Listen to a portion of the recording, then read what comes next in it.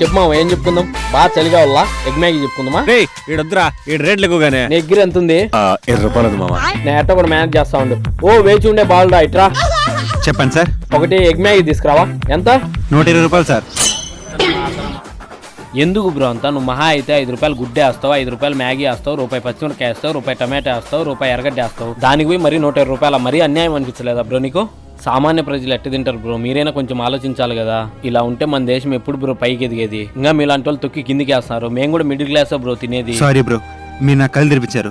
నేను ఎప్పుడు అంత ఆలోచించలేదన్నా. ఇప్పుడే వస్తా ఉన్నాండి. చూసినావు మామ ఎట్ట మేనేజ్ చేసినావు? సూపర్ అమ్మ దుర్మార్గులారా. ఏం తమ్ముడు ఇదా? 5 రూపాయలు గుడ్డు, 5 రూపాయలు మ్యాగీ, మిగిలిన సామాన్లు ఇచ్చాను మీరు చెప్పినట్టే. డబ్బులు ఇద్దా? 20 రూపాయలు ఇద్దా పట్టుగా మళ్ళీ జోటుకు వచ్చినాం కానీ. ఇంకా మీ సావు మీరు సావండి. నువ్వు చాలా కంట్రీలో ఉన్నావు బేట.